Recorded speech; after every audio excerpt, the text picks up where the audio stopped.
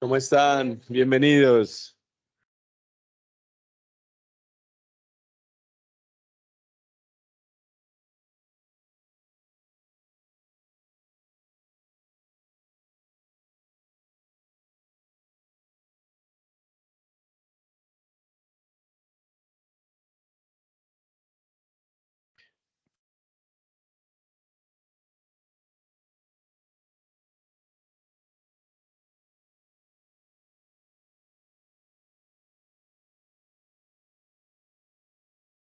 Buenos días, ¿cómo están?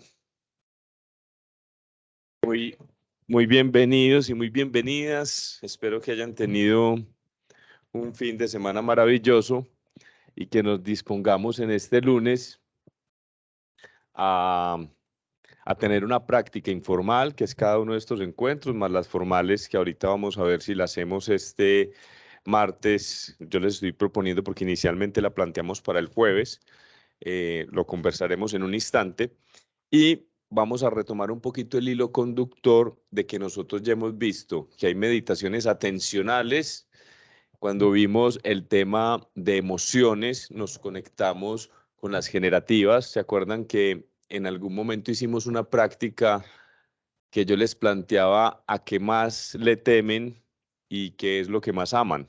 ¿Se acuerdan que hicimos esa práctica de tratar de pensar en eso de forma tal que de pronto pensándolo lográramos sentirlos?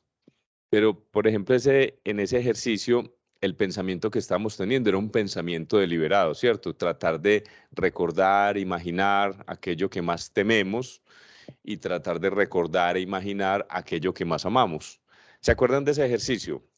Listo. Entonces, ¿qué pasó en ese ejercicio? Yo les voy a contar un poquito, pues pasaron cosas al interior de ustedes, pero como lo he hecho con tantas personas, lo que usualmente ocurre es que cuando yo pienso en aquello que más amo de forma deliberada, es fácil conectar con el amor, ¿cierto?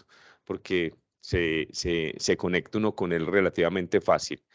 Pero cuando tratamos de pensar de forma deliberada en lo que más tememos, a veces se queda como un pensamiento, pero no necesariamente llega el miedo, porque hay como un mecanismo de defensa donde tratamos de sentir lo menos posible cosas malucas. Pero resulta que de manera involuntaria uno sí puede estar en el transcurso del día por ahí y se le vengan cosas a la cabeza, ¿cierto? Como lo que va a pasar. Entonces, es esa conexión entre el miedo y la anticipación negativa, que es lo que produce esa sensación en el cuerpo que llamamos ansiedad, ¿cierto? O a veces uno simplemente está por ahí, se recuerda de cosas que ya le sucedieron, ¿cierto? Negativas, y uno vuelve a sentir o a resentir aquello que vivió. Uno no solo lo vive cuando le pasa, sino que vuelve y lo vive y lo vive y lo vive cada vez que lo recuerda. Entonces, eso lo hemos venido entendiendo porque, por supuesto, aunque muchas personas no logran entender esto, pero ustedes sí, porque ya tienen esa información, es que nuestro pensamiento, como hablábamos el otro día, pues se compone de un pensamiento involuntario, que es casi el 85% de nuestro pensamiento, y un pensamiento voluntario. Entonces, aquí a lo que le queremos dar mucho peso es a saber que dentro de nuestro mundo interior, a través del pensamiento voluntario, nosotros podríamos cultivar ciertas emociones que pues, nos van a beneficiar mucho en términos de el sufrimiento, ¿cierto? O sea, nosotros sufrimos por esta cantidad de mecanismos, pero podríamos sufrir menos si incorporamos cosas como la aceptación, que la hemos venido trabajando, y hoy llegamos al capítulo de la compasión. Y ese capítulo de la compasión entonces está inscrito dentro de las meditaciones generativas, que como la misma palabra lo dice, yo puedo generar o cultivar dentro de mí ciertas emociones como pues se conocen como emociones sublimes. Pero aquí les voy a hacer dos preguntas como para que empecemos a entrar en calor, que van a ser muy importantes para esta conversación de hoy. La primera, si yo les digo que los amo profundamente, ¿quiénes me creen? Bueno, por aquí tengo. Todos los otros como, ¿quiénes me creen? ¿Quiénes no me creen? Por aquí me creen, no me creen. Listo. ¿Por qué no me creen? Forzado. No, no, no, sentiste muy genuino dentro de mí. Bueno, podría ser también, pero yo creo que hay una razón más de fondo por la cual no me creen.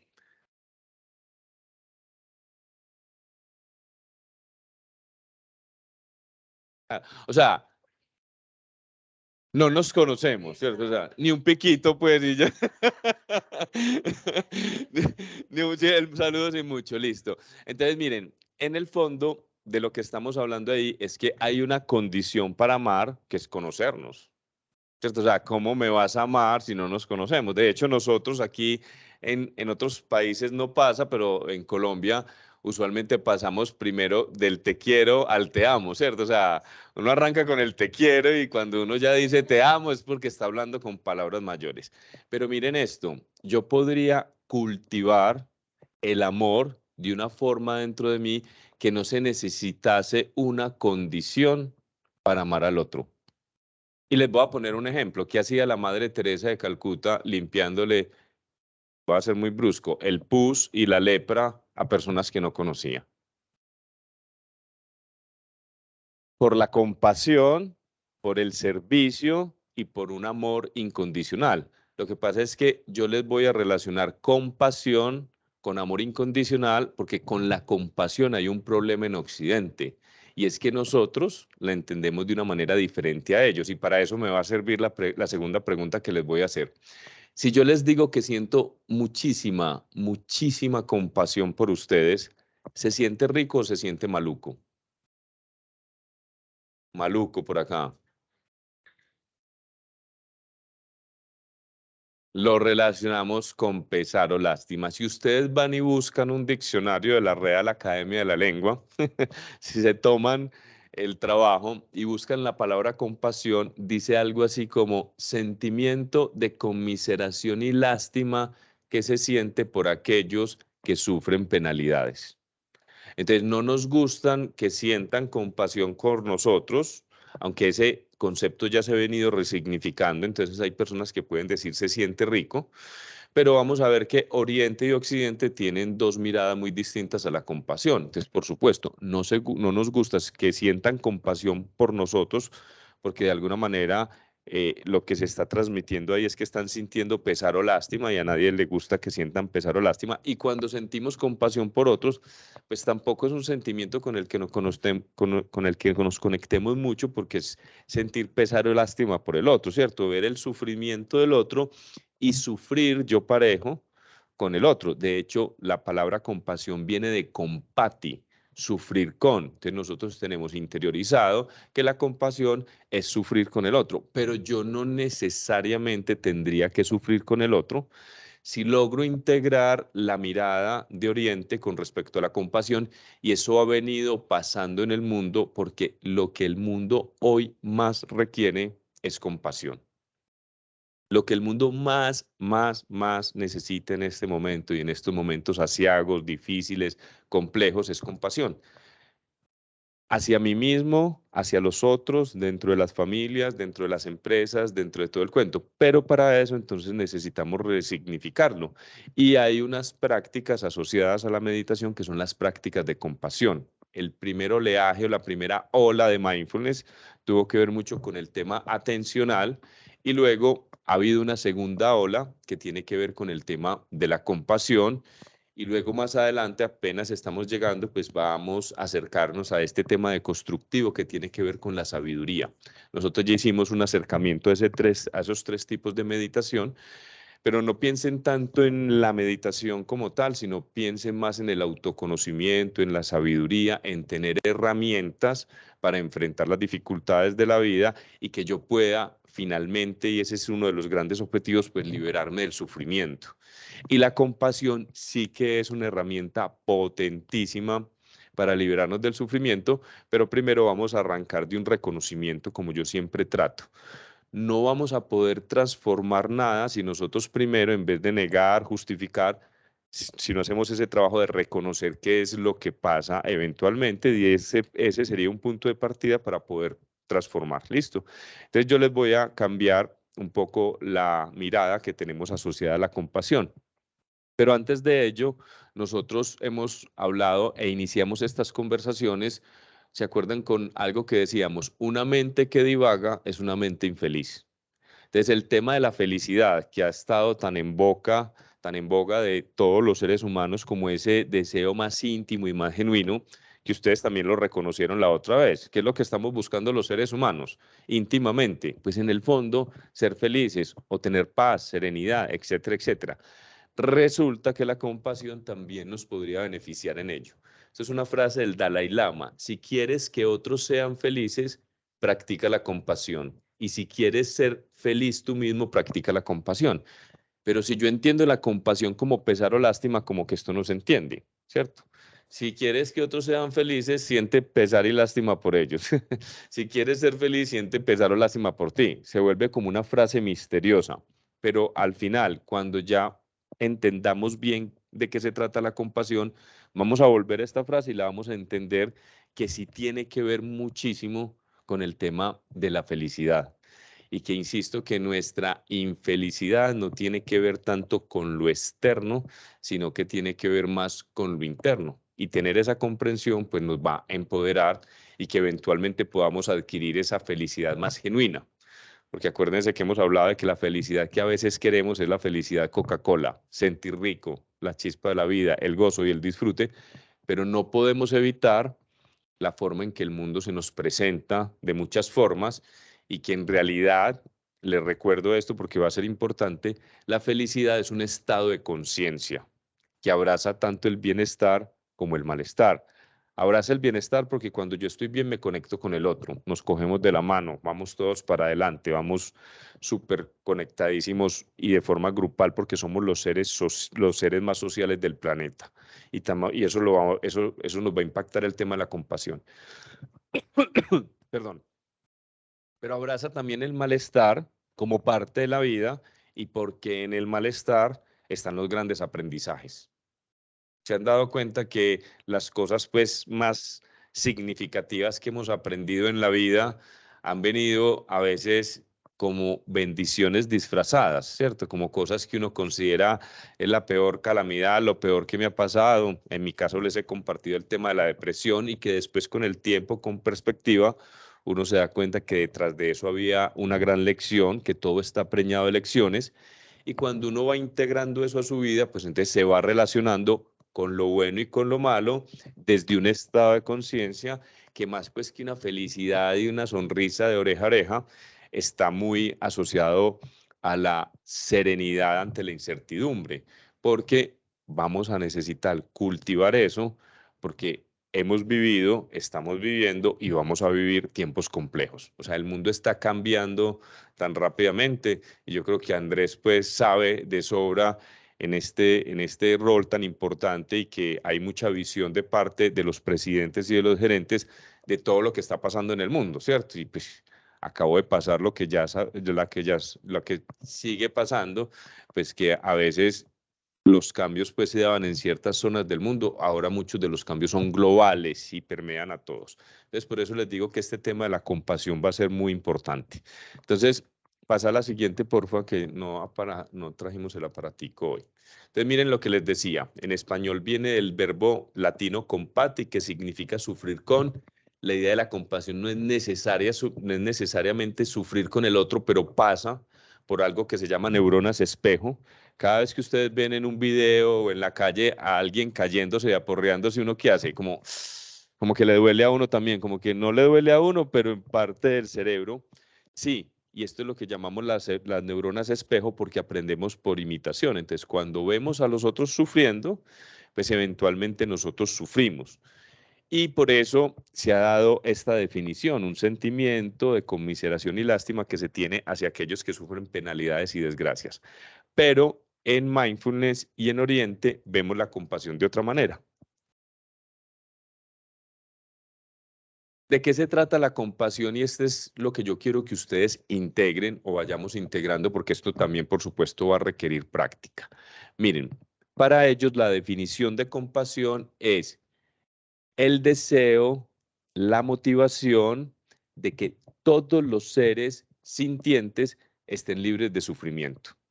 Entonces, aquí lo que estamos buscando no es tanto sentir pesar o lástima, sino que para ellos la compasión es una motivación que me invita a liberarme a mí y a liberar a otros del sufrimiento. Y cuando yo libero a otros del sufrimiento, surge una alegría en nosotros, como la alegría que sentía la Madre Teresa de Calcuta en ese acto de servir. Porque si ella de servir a otros, de ayudar a otros a sacarlos del sufrimiento, no sintiera algo positivo, ¿qué pasa? Lo deja de hacer. Entonces nosotros, como entendemos mal la compasión, en vez de sentir ricos, sentimos muy malucos y caemos en algo que se llama la apatía o la indiferencia. Volteamos la mirada. ¿Cierto? Y miren que cuando les voy a poner un ejemplo, pues que todos hemos vivido, cuando vamos en el carro y se acerca pues una persona sufriendo, a veces con un niño, no vamos a tener pues la conversación de que efectivamente pasa, muchos de ellos alquilados y que la miseria pues se utiliza para generar pesar o lástima y que de ahí pueden generar ciertos resultados. Vamos a suponer que una persona genuinamente pues está teniendo un problema y como nosotros ya hemos sufrido con el sufrimiento de otros, entonces caemos en la indiferencia, entonces puede ir en un carro y le tocan la ventanilla y todo el mundo se hace aquí el loco y no voltea ni a mirar, ni por, pues, o sea, no quiere hacer ni siquiera contacto físico, porque de pronto ahí se le arruga el corazón o de pronto él obtiene, y nosotros estamos en este mundo muy desde la indiferencia. ¿Cierto? Entonces vamos a ver unos términos que están asociados a la compasión, pero esta es la definición. No es una emoción, sino una motivación. Es un deseo de que todos los seres sintientes se liberen del sufrimiento. Y ojo con lo que estoy diciendo aquí, todos los seres sintientes. ¿Qué incluye todos los seres sintientes? Solo los humanos, los animales, todo el cuento. Esa es la razón por la cual, por el tema de la compasión, es que los orientales, pues muchos de ellos son vegetarianos, porque no quieren participar del sufrimiento de otros seres. Pero yo no me voy a meter por allá porque eso se nos vuelve palabras mayores. Pero al menos con que empecemos a ser compasivos con nosotros mismos y con las personas que nos rodean, familia, trabajo, sociedad, y empecemos a ampliar el círculo de compasión, pues vamos a ir ganando terreno. Llegará un nivel de conciencia porque pues de entrada yo no soy vegetariano, ¿cierto? Entonces, digamos que también habrá que reconocer hasta dónde le está dando a uno la comprensión, la sabiduría y el estado de conciencia, porque finalmente no queremos hacerlo por una fachada. Creo que hay muchos vegetarianos hoy que son poco compasivos consigo mismos, ¿cierto? O animalistas. Entonces el asunto no es montarnos en una fachada, sino que esto surja realmente de una comprensión. Entonces podríamos traducir la compasión como bondad amorosa, pero también se traduce como compasión. ¿Cuál es la diferencia entre estos dos? Pues que la bondad amorosa yo se la ofrezco a las personas cuando no están sufriendo. Si yo me encuentro una persona que no está sufriendo, pues ¿qué le ofrezco? Mi cariño, mi amor, mi bondad. Perfecto, ¿cierto? En esa conexión, en ese estamos bien. Pero cuando me encuentro una persona sufriendo, no le ofrezco mi bondad amorosa, sino que le ofrezco mi compasión. Entonces la compasión hace parte de la bondad amorosa, es como un aspecto. Pero vamos a la siguiente para que entendamos con más detalle. Entonces, ¿qué podríamos decir en términos de la compasión? Hay dos elementos que son fundamentales en la compasión. Lo primero es sensibilizarnos. Lo que yo estoy pretendiendo aquí en este encuentro, pues es sensibilizarlos a ustedes y sensibilizar a todas y cada una de las personas que entran en contacto conmigo, porque creo que esto es muy importante. Entonces, es sensibilizarme porque a veces ¿cuál es la palabra contraria a sensibilidad? Insensible, me he insensibilizado al sufrimiento de los otros y al sufrimiento de uno mismo. Esto también es lo que hemos llamado indiferencia. Entonces eso pasa. Pero no es solo sensibilizarme a esto, sino que una vez que me sensibilizo, me comprometo con aliviar ese dolor. Entonces, como les decía, la compasión es una motivación, no una emoción, y tiene la característica de orientar la conducta humana. O sea, finalmente la compasión debería observarse no como un sentimiento, sino como una serie de compromisos o de comportamientos. Si me comporto o no me comporto de una manera compasiva, conmigo o con los otros. Y van a ver ahorita, ya en unos segundos, qué es lo que ha venido pasando en lo que podríamos llamar intimidad. Intimidad con el otro o intimidad conmigo mismo. La compasión también tiene que ver con la intimidad. Y cuando digo intimidad, es cómo me relaciono yo conmigo mismo. ¿Cómo se relacionan ustedes con ustedes mismas? Y con ustedes mismos, pues porque ahí nos está acompañando Andrés dándole moral aquí a los hombres de muchos que no vinieron. ¿Cómo se relacionan ustedes con ustedes mismas? Por aquí hay un micrófono. ¿Quién me quiere contar? Yo me tiro muy duro. Yo me tiro muy duro. ¿Quién más le pasa esto? Listo. Entonces, la relación íntima con nosotros mismos es una relación de juicio y de crítica constante. Porque nos educaron de esa manera. Creemos que para movilizar a alguien, y efectivamente se logra, pero es una forma equivocada, pues si ustedes quieren que alguien haga algo, yo se los he dicho, hágalo sentir miedo, hágalo sentir vergüenza, hágalo sentir culpa. Y terminan haciendo lo que nosotros queremos que hagan. Y así, lastimosamente, no por mala intención, los padres hicieron lo que pudieron con lo que tenían, sino que es algo que se ha perpetuado de generación en generación, porque es efectivo, porque se logra eso, pero de una manera equivocada, es que a través de juzgarnos, criticarnos, maltratarnos, señalarnos, hacernos sentir miedo, pues nos movilizaron y terminamos nosotros movilizándonos a nosotros mismos de la misma manera. La pregunta que yo les haría, que se las hice la otra vez, pero se la repito, es ¿cómo se autoeducan? Y nosotros nos autoeducamos a través de juzgar, señalar, criticar, comparar, y ese comportamiento es el primero que necesitamos reconocer porque preguntan, ¿ustedes ven eso asociado a la compasión?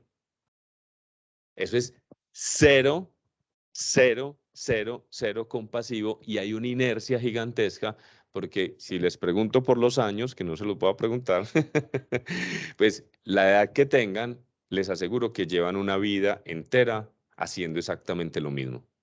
Entonces yo no puedo obtener un resultado diferente haciendo siempre lo mismo. Entonces ¿no les parece que de pronto nos vendría bien en esa relación conmigo mismo, en esa relación íntima, de pronto apostarle a algo diferente a lo que hemos venido haciendo toda la vida? Esa apuesta se llama compasión. Y yo les voy a contar un modelo de compasión de una autora que se llama Christine Neff, que es quizás de las más reconocidas con este tema, aunque este tema van a ver que cada vez va a ganar y va a ganar y va a ganar mucho más terreno. Insisto, porque atiende una necesidad. Entonces, nos vamos a ir como al modelo. ¿Qué es un modelo? Ustedes entienden que es un modelo, es como una propuesta. Esto debería hacerse de la siguiente manera. Esto es lo que nos ofrece Christine Neff. Entonces, lo primero, nosotros hemos venido trabajando anteriormente en el tema de mindfulness y atención plena, porque necesitamos mindfulness y atención plena para poder llegar a desarrollar y a cultivar la compasión. ¿Por qué necesitamos mindfulness y atención plena? Porque es la atención plena, la conciencia plena o el mindfulness el que me va a permitir hacerme consciente de mi sufrimiento y el de los otros, pero con dos ingredientes, sin juicios ni críticas. Porque nosotros sí nos damos cuenta de nuestro sufrimiento, ¿o no? Ustedes se dan cuenta cuando sufren, perdonen lo que le voy a decir, cuando se equivocan, cuando la cagan, la cagamos, cuando salen las cosas como no queremos que salgan. Entonces, de alguna manera hay conciencia del sufrimiento, pero una vez que nos damos cuenta del sufrimiento, acto seguido, ¿qué hacemos? Enjuiciamos y nos criticamos. Entonces, lo que pretendemos de mindfulness es no juzgarnos ni criticarnos, y aquí llega esa parte tan difícil de explicar del mindfulness. Les recuerdo la definición. Prestar atención al momento presente. Pregúntense si le están prestando suficiente atención al momento presente. Dos preguntas. ¿Se acuerdan? ¿Dónde está mi atención en este momento? y que merece ser atendido, ¿cierto? Esa es la parte fácil de explicar. Donde está mi atención, está mi energía. Entonces, si yo logro desarrollar la habilidad de estar presente y de prestar atención, aprendo más, disfruto más, ¿cierto? Hay más goce, hay más sentido, porque nosotros no vivimos en el tiempo real, sino en el tiempo psicológico. Entonces, salgo del tiempo psicológico y cada vez entro al tiempo real. Esa parte la hemos entendido claramente o no, ¿cierto? Pero en la que nos quedamos posiblemente después cortos es cuando decimos prestar atención al momento presente de forma deliberada. Ahí aparece la libertad, que no somos tan libres como creemos, pero podemos serlo. Aparece la libertad y sin juzgar. Pero cuando hablamos juzgar, ahí nos quedamos un poquito enredados, porque pregunta, ¿ustedes creen que será posible no juzgar? ¿Qué piensan de eso?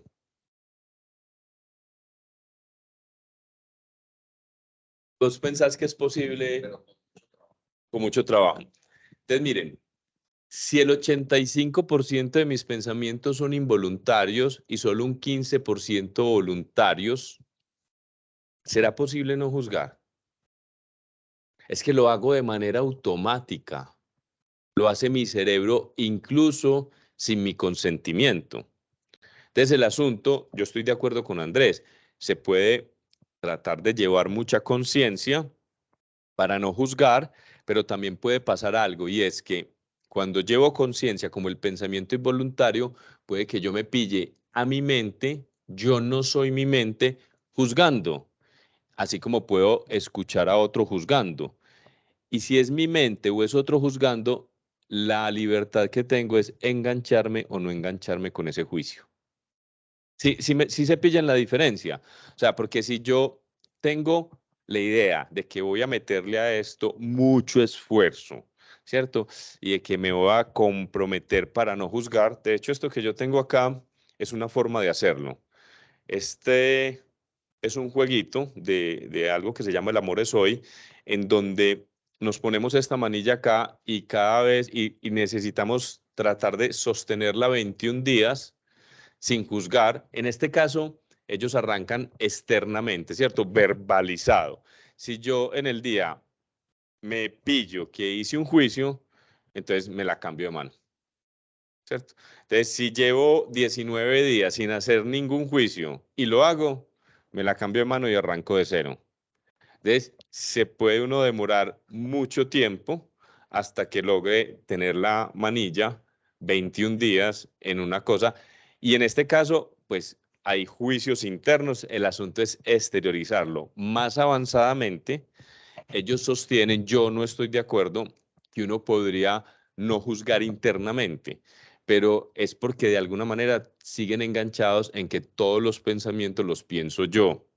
Ustedes ya han avanzado un poco, al menos teóricamente, en que muchos de sus pensamientos no los eligen ustedes, sino que surgen. Entonces, si no es posible no juzgar, si es posible no engancharme con mis juicios. Entonces, pero para no engancharme con él, primero tengo que tener esta conciencia despierta para pillármelo y empezar a soltar o incluso cuestionar mis juicios. Porque, ojo, muchos juicios nuestros no los consideramos juicios, los consideramos que verdades. Y no caemos en la cuenta de que no son verdades, sino juicios. Entonces, esta va a ser la primera parte, mindfulness o atención plena para darme cuenta de mis juicios sin críticas y sin pasarlos por alto, ¿cierto? Sin hacerlos los locos, sin negarlos. Incluso aquí yo quería, listo. Entonces, voy a volver aquí voy a tocar un tema, el del amor incondicional. Listo. Si para ustedes creerme, porque ninguno me creyó excepto, y me siento muy honrado de que Vane me crea, pero la gente me cree en general, la gente me cree, o sea, se hacen apuestas duras conmigo y eso me gusta. Entonces yo les decía, mm, si me creen o no me creen cuando les digo que las amo profundamente, entonces no me creyeron y no me creyeron porque había una condición y la condición era conocernos, ¿cierto?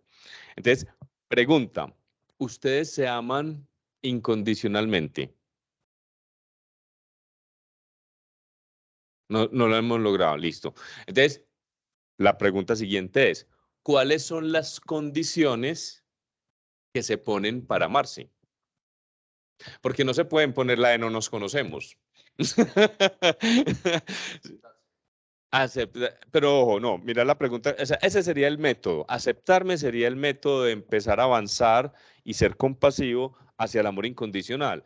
Pero le estoy haciendo una pregunta más específica y es, yo tendría que identificar cuáles son las condiciones que me pongo para no amarme. ¿Logran identificar alguna condición que se pongan para no amarse en este instante? Sí, ya la tienen, ni siquiera la digas, pero seguramente van por este lado. ¿Yo debería ser más o debería ser menos? ¿Es así, sí o no? ¿Yo debería ser más o debería ser menos? Debería ser más. Puede ser desde lo estético, ¿cierto? Debería ser más, puede ser desde lo, pues cuando digo estético, pues está hablando desde lo físico, desde cómo pienso, desde cómo me comporto, pero siempre hay una condición para amarme. Entonces, miren, les voy a revelar algo. Las condiciones, si quieren identificar, y que debería ser un trabajo casi que de introspección, de meditación, de reflexión, las condiciones que yo me pongo para amarme tienen que ver en el fondo con los juicios. Cada vez que se pillen ustedes enjuiciándose, esa es una condición que yo me pongo para amarme. Entonces, en sus juicios están sus condiciones. Pero, ojo, ¿cuál es el amor más cercano al incondicional que conocemos? ¿Cierto? El hijo más calavera en el planeta tiene una mamá que lo ama. Aunque en realidad eso no es del todo cierto, porque sí, efectivamente, cuando se van pues al extremo de hacer cosas que serían como condiciones para no amar, pues eventualmente siguen amando. Pero cuando las mamás crían a sus hijos y les ponen una cantidad de condiciones, ¿cierto? Y miren que es que nosotros nos relacionamos así. Te amo si haces esto y no te amo si haces esto. Lo peor que podemos hacer en una relación con los hijos es condicionar el amor. ¿Cierto? Nosotros podemos ser firmes, podemos tener normativas, podemos tener reglas, podemos tener de todo, pero el peor error que cometemos es condicionar el amor a nuestros hijos. Si haces esto te amo, si haces esto no te amo. Y también pasa con las parejas, pero también pasa con nosotros mismos. Entonces alguien me levantaba la mano con el tema de las parejas y es, hombre, es que yo sí le tengo que poner condiciones a este fulano, pues como para que nos entendamos y las cosas son así, las cosas son así. Sí, eso es cierto. Digamos que nosotros, muchas de las patologías o de las relaciones codependientes que hay en las parejas es que hay personas que no son capaces de poner límites, que no son capaces de poner condiciones. Entonces, se abusa de ellas y también en las relaciones de trabajo, en fin. Entonces, sí, en este plano yo debería hacer unos acuerdos y debería poner unas condiciones y procurar que esas condiciones se respeten, pero yo debería crecer cada vez más en el amor incondicional y cuando hablo del otro, pues están estas condiciones, pero cuando hablo de mí, yo sí debería llegar al punto de establecer una intimidad y una relación conmigo mismo más incondicional, ¿cierto? No llegar pues hasta el extremo que es posible del amor incondicional y los grandes maestros como Jesús, eventualmente lo que nos vinieron a enseñar era eso, ¿cierto? Un amor gigantesco sin condiciones. Esa es nuestra verdadera esencia, esa es nuestra naturaleza. Entonces, la tarea que tenemos en este momento es ir creciendo en eso. Entonces, si yo quiero crecer en compasión, insisto, primero me doy cuenta de mis errores, de mi sufrimiento, la estoy pasando mal, pero no entro en esta dinámica de enjuiciarme ni criticarme. El segundo elemento que va a ser muy importante es que cuando esto me está pasando a mí, cuando yo estoy sufriendo, creo que solo yo estoy sufriendo, que el resto del mundo está perfecto y que el que la está pasando mal soy yo. Y más si abro Instagram. ¿Cierto? Porque si abro Instagram, ¿cómo está pasando la gente en Instagram? Ah, no, no, no, todo el mundo come delicioso, vive bueno, se asolea, viaja, pues nadie está sufriendo en Instagram. a no ser por ahí unos cuantos valientes que eventualmente muestran ahí un poco su vulnerabilidad y les tiran como a violín prestado, pues no es que les vaya muy bien, les va más o menos como perro en misa. Pero por eso es difícil pues el tema de la vulnerabilidad, pero después vamos a hablar de él. Entonces, como yo creo que esto me está pasando solo a mí, va a ser muy importante conectarnos con el resto de la humanidad. Y esto se llama humanidad compartida. O sea, no sufrimos solos. Las personas, los seres humanos, están experimentando sufrimiento en este instante, lo han experimentado en el pasado y lo van a experimentar en el futuro. La conclusión aquí es que el sufrimiento y el dolor son consustanciales a la naturaleza humana, inherentes a la naturaleza humana. No hay un solo ser humano que no haya, esté o vaya a sufrir. ¿Quiénes consideran ustedes que es el ser más afortunado del planeta? ¿O el que a ustedes más les gustaría ser? ¿Quiénes les gustaría ser? ¿Quién es el personaje que ustedes dirán, no, pues pucha, si yo fuese este personaje, mejor dicho, tendría el cielo ganado? Gandhi. ¿Quién más? ¿Ustedes quiénes corren? Las Kardashian. Puede pasar un presidente, el Papa.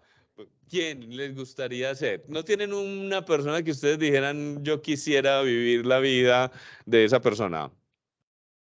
Fama, fortuna, dinero, de todo. Listo. Piensen en alguna, no me la tienen que decir. Pero si ya la tienen en la cabeza, esa persona está sufriendo. Y la está pasando mal. Y la ha pasado mal o pasará mal. No hay ninguno que se salve. Pues Gandhi sufrió y mucho, ¿cierto? Ese sí que ese sufrió. Pero acuérdense, si él tuvo la comprensión que estamos buscando acá, podríamos concluir que Gandhi más que sufrir, sintió dolor, pero no necesariamente sufrimiento, porque tenía un estado y un nivel de conciencia que incluso era capaz de poner su cuerpo y él se sometía a periodos muy grandes de ayuno como parte de su rebeldía desde la aceptación, porque acuérdense que él lo que invitó a esta India fue un movimiento de resistencia civil sin violencia y liberó a la India sin una sola bala. Porque nosotros no somos y no tenemos esa conciencia, entonces cada vez que necesitamos liberarnos, ¿cómo nos liberamos del yugo de una situación o de una persona o de unas personas? Combatiendo con rabia y matándonos y haciéndonos mucho daño. Y en las guerras usualmente siempre hay dos perdedores, nunca hay un ganador. Por ambos lados siempre se pierde, aunque eventualmente se declare uno como ganador. Entonces, esto va a ser muy importante porque se lo voy a resumir en una frase que posiblemente van a acordarse mejor. Una alegría compartida son dos alegrías, ¿sí o no? Y una pena compartida, media pena.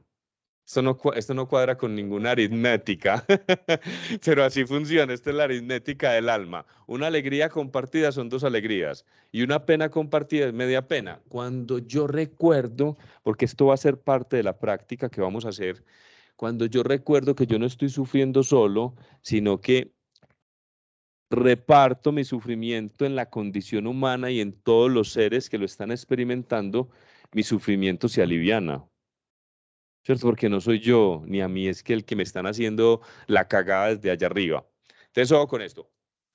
Pongo este primer paso, luego hago este segundo paso y viene el tercer paso, que es el más importante, y es ofrecerme afecto, amabilidad y comprensión en vez de ofrecerme crítica, castigo, culpa y señalamiento. ¿Cierto? Incluso nosotros tenemos una tendencia muy grande a negar el propio dolor. ¿Qué habrá que reconocer aquí? Que hacemos lo contrario de lo que se debería hacer. En vez de ofrecernos afecto, amabilidad y comprensión, lo que nos hemos venido ofreciendo es juicio, crítica y juzgamiento. Entonces, para entender esto de una manera muy profunda, quiero que se imaginen que ustedes encuentran un niño muy pequeño sufriendo, llorando, triste, muy afectado. ¿Ustedes creen que ustedes se acercarían a ese niño a preguntarle por qué está sufriendo por qué hizo lo que hizo, por qué se ensució en los pantalones, ¿cierto? A hacer lo que nosotros hacemos con nosotros mismos. ¿Qué hacemos en ese momento? Lo ayudamos, le hablamos bonito, lo abrazamos. ¿Y qué pasa cuando hacemos eso con el sufrimiento de él? Se mengua, disminuye, ¿cierto? Puede que quede, como lo hablábamos la otra vez, el dolor, ¿cierto? Pero ya no queda el sufrimiento. Insisto, nosotros nos podemos liberar del sufrimiento, pero no nos podemos liberar del dolor. Un mecanismo súper potente para liberarnos de nuestro propio sufrimiento y el de los demás es ser compasivos con nosotros mismos. Entonces, la pregunta aquí valiosa sería la siguiente: ¿qué es el amor? Esta es una pregunta gigantesca. No creo que, pues, creo que nos aventuraríamos a responderla. No sé si alguien se anima, pero ya saben, ya van a ver para dónde voy. ¿Qué es el amor? De entrada hablamos de un sentimiento, ¿cierto? Y una emoción, ¿cierto? Pero en realidad con esto que hemos venido hablando, ¿qué es el amor? Una práctica de todos los días. Una práctica de cuando yo elijo cómo me voy a relacionar con el otro y conmigo mismo. Entonces, si nos quedamos en el amor como un sentimiento, pues de hecho pues se ha manoseado mucho esa palabra, pero si estamos hablando de un amor más genuino o de un amor incondicional, a lo que apunta es a una acción. Y la acción tiene que ver en medio del sufrimiento propio o ajeno, cómo me relaciono y qué actos observables puedo yo desarrollar para que eventualmente ese amor, perdón, sea el verdadero amor. Esa pregunta podría tener muchas respuestas, pero me gusta mucho esa. Si yo me quedo con la idea de que el amor, más que un sentimiento, es una acción, entonces estamos hablando de amor en movimiento. La energía que mueve al mundo es el amor. Si se vieron la película El Quinto Elemento, ¿se acuerdan de la película del Quinto Elemento? Pues, ¿qué era el quinto elemento? Que pues toda la película fue un misterio. En el fondo, el amor. Entonces, el amor, insisto, se ha manoseado mucho esa palabra, pues lo podemos empezar a practicar. Podríamos hablar de hacer el amor, pero no estoy hablando de sexualidad, sino que este amor tiene que verse mucho en términos de un comportamiento, de una acción. ¿Cómo vamos hasta ahí? Bien, está comprensible el tema. Sí, listo. Entonces, esto tiene unas palabras asociadas que van a ser muy importante aclarar. Entonces, ¿me regalas la próxima, Vane, por favor? Miren, estos son los términos relacionados con el tema compasión. Y aquí va a ser muy necesario que podamos distinguirlos muy claramente los unos con los otros, porque creemos que los entendemos y cuando ya me vengo a hacer las preguntas, la gente se enreda un poco. Entonces voy a coger dos que son como muy parecidos. Empatía y simpatía. Como parecidos, ¿cierto? Pero son distintos, ¿cierto? Entonces, ¿alguien podría decirme qué es empatía y qué es simpatía? Yo los pongo los lunes a gastarse unas neuronas, a pensar. Dime. Dando la explicación de esas dos. No lo conozco, dale, búscalo. Mejor dicho, definámoslo aquí, después lo ponemos a ver si nos complementa con lo que yo quiero compartirles. Pero alguien que se aventure a lanzar una diferencia entre empatía y simpatía. Listo, entonces esa es la definición más conocida que tenemos de empatía. Ponerme en los zapatos del otro. Listo, eso es empatía. Y simpatía. Andrés, simpatía. Ese es más empatía. Ese, involucrarme en cómo me siente el otro. Y simpatía. Porque miren que son como parecidos.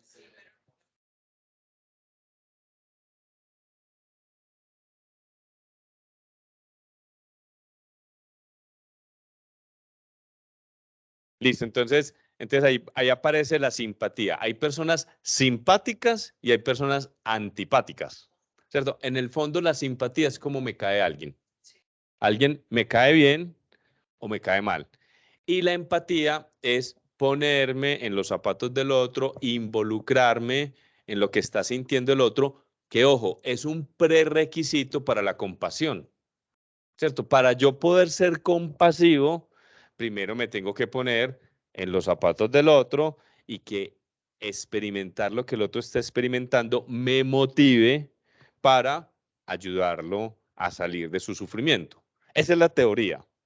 Pero miren que aquí surgen varios problemas y por eso quiero aclarar estos términos. Primero, hay gente que es antipática, ¿cierto? Y posiblemente la gente que más mal nos cae, menos nos parece chévere, quizás es la que más empatía requiera. O sea que la simpatía favorece la empatía, ¿cierto? Es más fácil ponerse en los zapatos de alguien que nos cae bien que ponernos en los zapatos de alguien que nos cae mal. Pero resulta que el que nos cae mal, quizás, es el que más empatía requiere, porque ese caernos mal usualmente son mecanismos de defensa, ¿cierto? Entonces la persona que nos cae mal porque, no sé, por miles de razones no va a traer ninguna, en el fondo puede hacer que esté sufriendo y que su mecanismo de defensa sea poner una armadura y entonces los vemos muy recios y muy independientes y serios y malucos y emproblemados. Entonces aquí viene una frase que también les va a servir. Todos, absolutamente todos, llevamos una cruz por dentro. Que no la veamos, y a veces en los antipáticos no la vemos, no significa que no exista. Entonces yo tendría que tener una conciencia y una capacidad de ir más allá de toda esta fachada, ¿cierto? Con la que muchos andan. Esta fachada y esta armadura que les sirve para protegerse de sus heridas, más que protegerlos, hace que sus heridas se mantengan vivas a través del tiempo. Por ahí hay un libro muy bonito que se llama El Caballero de la Armadura Oxidada.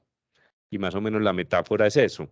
Un personaje que de protegernos tanto, porque no nos gusta sentirnos vulnerables, pues esa protección hace que nuestras heridas nunca sanen y que otros que podrían tener la capacidad de entrar en intimidad y en contacto con nosotros, ofrecernos su amor y producto de ese amor desaparecer el sufrimiento y sanar esas heridas, pues no pasa. Entonces, es muy importante aclarar estos dos términos. Pero ojo con lo que voy a decir acá. Como estamos cambiando la idea de la compasión, de que es sufrir con, y yo debería no necesariamente que tener que sufrir para servir al otro, me debería alegrar de poderle ayudar y de ahí sacar mi alegría para el día de mañana poder ayudar a otro y a otro y a otro. Entonces, les voy a compartir otra definición de empatía que me parece más ganadora y vamos a ver lo que no lo encontraste y vamos a ver lo que Vane nos va a proponer que yo no lo he visto. Pero miren esto, la definición de empatía que me he encontrado que más me gusta es la siguiente: sumergirme en el océano emocional del otro sin ahogarme en él. Y me voy a explicar. Con el tema de los zapatos pasa lo siguiente, y es que a veces nos ponemos en los zapatos del otro sin quitarlos los nuestros, entonces no los terminamos de calzar ni de sentir, ¿cierto? Pero se puede caer fácilmente en sufrir con los zapatos del otro, ¿cierto? Pues porque están muy estrechos, porque están muy dolorosos, porque no tienen suela, por lo que sea. Listo. Entonces, si yo realmente quiero servirle al otro, yo no me puedo enganchar tal con su sufrimiento que me inhabilite para servirlo. Entonces, por eso esta definición me gusta, sumergirme en el océano emocional del otro lo suficiente para sentirlo, para saber qué le está pasando, ¿cierto? Para ser empático, pero de lo que me tengo que cuidar es de no ahogarme con él. Porque entonces si me ahogo en el océano emocional del otro, entonces somos dos ahogados y no hay ninguno que pueda rescatar al otro. Entonces yo me sumerjo en el océano emocional del otro, pero mi sufrimiento no es tu sufrimiento, nos vemos absolutamente diferenciados en este plano, ¿cierto? Tu sufrimiento no es mi sufrimiento. Si yo me contagio de tu sufrimiento, entonces me inhabilito. Y aquí les voy a dar otro término que seguramente se van a sentir identificados con él, y es contagio emocional. De las cosas que más se contagian son las emociones. Entonces, si alguien está sufriendo y yo me contagio emocionalmente y sufro parejo con él, entonces se me fatiga la empatía. Ya la fatiga se me fatiga y caigo en la indiferencia. Entonces, hay muchas personas que, por ejemplo, no son capaces de ver sufrir a nadie. Entonces prenden el televisor y está pasando una cosa así como dolorosa y prefieren apagarla, ¿cierto? La película que los toca con sus propias emociones, prefieren no verla. Entonces, ¿qué ha venido pasando? Y lo dice Brené Brown en pues ella tiene dos episodios muy interesantes. Uno es el poder de la vulnerabilidad y otro es el tema del coraje. Pero ella, ¿qué es lo que dice? Nosotros terminamos anestesiados, indiferentes, ¿cierto? ¿Qué hacen las drogas psiquiátricas, especialmente las que apuntan al tema de la depresión y al tema de la ansiedad? Anestesiar a las personas. Porque entonces entre sentir este dolor, esta tristeza que estoy sintiendo y no sentirla, pues es mejor no sentirla y la gente le apuesta a quitarse el síntoma, pero cuando yo anestesio la tristeza, adivinen también qué anestesio por defecto, la alegría. Y me quedo en un limbo. Por eso en esta maestría emocional lo que yo les estoy enseñando es que nosotros tendremos que aprender a relacionarnos con la vida y con la que ella nos trae, con la alegría, con la tristeza, por más aversiva que sea la tristeza, porque es una expresión de la alegría. ¿Se acuerdan que son dos caras de una misma moneda y que trabajan en conjunto? Entonces yo tendré que aprender a relacionarme porque incluso, pues eventualmente al principio, cuando yo me pongo en los zapatos del otro o cuando yo me sumerjo en el océano emocional del otro, lo voy a sentir por las neuronas espejo. Ver sufrir a alguien y más a alguien cercano no es chévere. Pero si yo me quedo con la idea de que la compasión es sufrir con, entonces eventualmente no quiero sufrir con nadie ni conmigo mismo, pero a pesar de que no lo quiera, me pasa y lo vivo. Entonces, ser capaz de cambiar este chip para encontrar alegría, miren lo que voy a decir, alegría en servirle al otro, en ayudarle a servir de su sufrimiento, que esa alegría me motive a hacerlo una segunda vez, y una tercera vez, y una cuarta vez. ¿Cuántas personas pudo haber ayudado a esta viejita de, cuántos, creo que me dio 50? ¿Cierto? En los huesitos. ¿Cuántas personas pudo haber ayudado a esta señora? Y era una señora recia, no crean pues que era una señora pues así como muy amorosa, pero sus actos pues finalmente lo que lograban era sacar a la gente de su sufrimiento, sea emocional o sea físico, pero de lo que se cuidaba ella y de lo que se deberían cuidar los terapeutas, los psicólogos, los psiquiatras, todos que están en función, pero yo creo pues que hasta el carnicero que va y le cuentan todo el rollo pues y la que hace las uñas y hay muchos lugares donde uno va y suelta el rollo que no es el más apropiado, ¿cierto? Seguramente Andrés también van y le echan bastantes rollos ahí en su rol de gerencia y de presidencia. Pero entonces miren, ¿qué tenemos que cuidarnos? De no contagiarnos emocionalmente, ¿cierto? De tener este fino equilibrio entre no ahogarme en el océano emocional del otro, por supuesto sentirlo, ser capaz de ir más allá de que la persona me cae o no me cae bien para ofrecerle mi compasión. Ya están más o menos claros estos términos que son importantes. Y vamos para el último, altruismo. ¿Alguien sabe qué es altruismo? ¿No saben qué es altruismo? Andrés. Tal cual. Es más, no solo sin esperar nada a cambio, a veces perjudicándose a sí mismo. Pues un acto altruista es la persona que, por ejemplo, tiene un conocido o incluso un no conocido y es capaz de ofrecerle su riñón, ¿cierto? Es capaz las madres de quitarse el pan de la boca, dejar de comer para dárselo a alguien. Con esto, ¿qué les quiero decir? Que el ser humano puede llegar como especie incluso a estas situaciones, de sacrificarse a él para permitir que la especie prosiga, ¿cierto? Pero aquí les voy a hacer una reflexión con la que quiero terminar hoy, que va a ser muy importante y por supuesto que este tema pues, nos exige todavía continuar y lo que vamos a hacer en términos de la práctica. Pero miren esto, yo quiero que se lleven esta idea en la cabeza, que parece altruista, pero yo no sé, valdría la pena cuestionar un poquito el término en estas circunstancias. Dar de lo que me sobra, en realidad no es un verdadero dar. A veces va muy de cara al ego, ¿cierto? Y me puedo sentir muy generoso.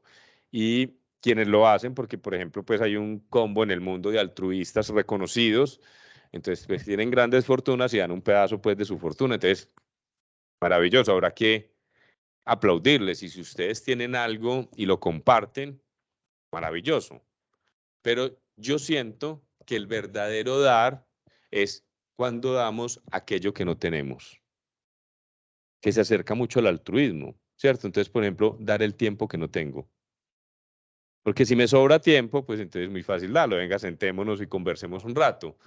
Pero si no tengo tiempo, si no tengo paciencia y decido ofrecerle algo a alguien que no tengo o que a veces me puede incluso perjudicar, para mí ese es el verdadero dar. El otro dar, muy valioso, va muy de cara del ego y de la satisfacción. Entonces, por eso pues se habla de que un verdadero dar la gente no debería ni siquiera enterarse, ¿cierto? ¿Qué vemos ahora? Que la gente pues da, pero también quiere que lo vean dando, porque pues eso le genera una imagen y usualmente lo exponemos. Pero dar del verdadero dar es darnos u ofrecer a otros, y ojo con esto, o a nosotros mismos lo que no tenemos, porque lo que vamos a hacer es empezar por un terrenito que es para entrenarnos, que es el terreno de la autocompasión. O sea, antes de pretender ser compasivos con otros, nosotros nos podríamos entrenar y ser muy buenos siendo compasivos con nosotros mismos. Y si yo logro ser compasivo conmigo mismo y me entreno, pues voy a ser capaz de ser compasivo con el otro. Listo. Y vamos a dejar el video para el próximo encuentro. Quiero iniciar con él. Listo. Porque quiero verlo y de pronto me sirve para conectar como con otros temas. Entonces, nos vemos. ¿Qué les parece? ¿Les parece bien que hagamos la práctica mañana en vez del jueves? Creo que se había mandado ya un correo para hacerle el jueves.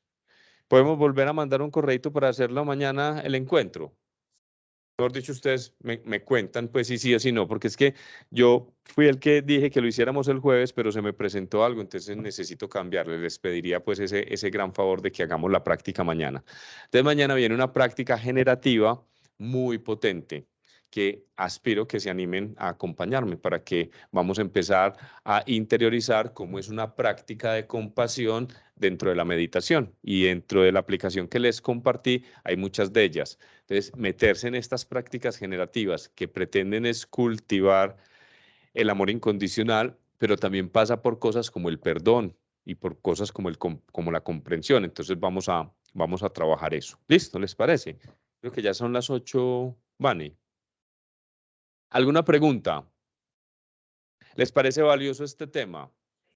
¿Cierto? Enriquecedor para la relación conmigo mismo y para la relación con el otro y para la relación entre congéneres, compañeros de trabajo, y esperemos pues que ese círculo algún día, pues estas sociedades sepan ampliarlo y que todos los seres sintientes estén dentro de ese círculo de compasión. Pero como vamos a hacer un trabajo dentro de nuestro mundo interior, entonces van a ver que vamos a incluir a todos los seres sintientes.